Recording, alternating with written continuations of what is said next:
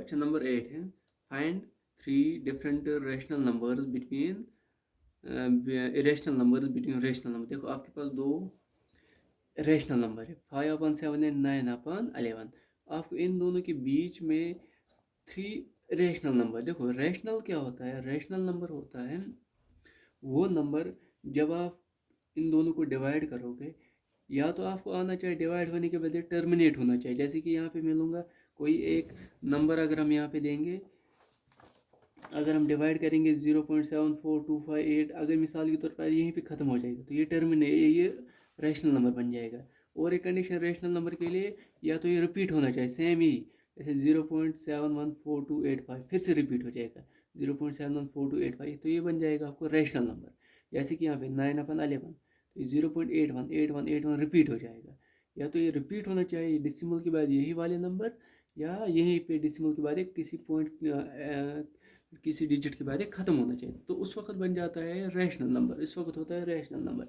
Rational के वक्त क्या होता है? एक तो वो कंटिन्यू रहना चाहिए, एक तो कंटिन्यू, दूसरा वो रिपीट नहीं होने चाहिए, सेम डिजिट्स रिपीट नहीं होने चाहिए। तो पहले आपके पास इन दोनों के बीच के निकालने, तो पहले अगर मैं 5/7 को डिवाइड करूँगा तो आपका 0.714285 और ये रिपीट हो रहा है। इस तरह 9/11 0.81 रिपीट हो रहा है। इन दोनों के बीच में देखो पहले आपके पास है 71 के बाद 72 भी आता है, तो इसमें लूँगा 73, 0.73 जीरो से इनको बीच में आपको कितने infinity number of rational number निकलेंगे। 0.73, 073, 0073, 00073, सो इस तरह नेक्स्ट में लूँगा 75, 075, 0075, 00075, सो नेक्स्ट में लूँगा अब तो आपको कहाँ तक लेना है? 81 तक। आपको जितने भी नंबर आपको मर्जी उतने आप ले सकते हो। अब तो नेक्स्ट में लूँगा 0.79, 079, 0079, 00079, सो ऑन। ये था क्वेश्चन नंबर 8।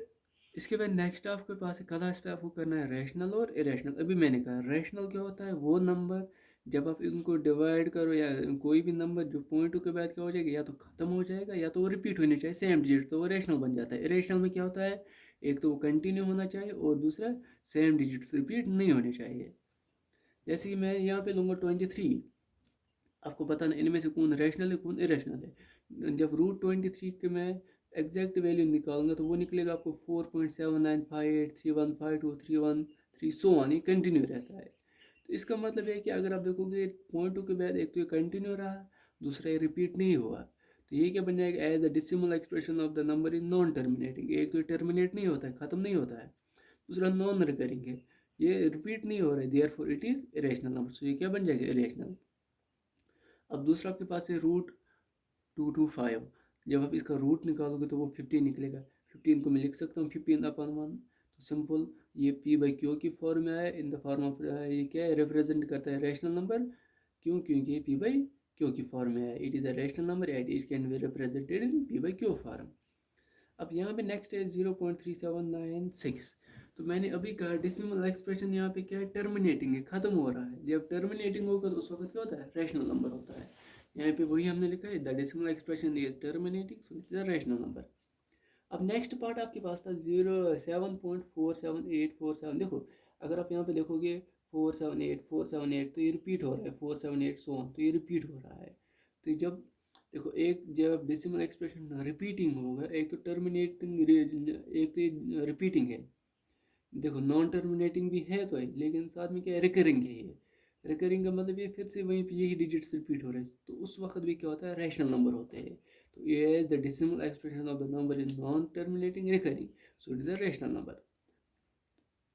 अब नेक्स्ट पार्ट है आपके पास 1.101001001001। तो अगर आप यहाँ पे देखोगे, एक तो ये नॉन टर्मिनेटिंग है, कंटिन्यू रहता है, दूसरा नॉन रिपीटिंग है, ये वाले डिजिट्स रिपीट नहीं हो रहे, so it is a rational number. As the decimal expression of the number is non terminating, non repeating, therefore it is an rational number.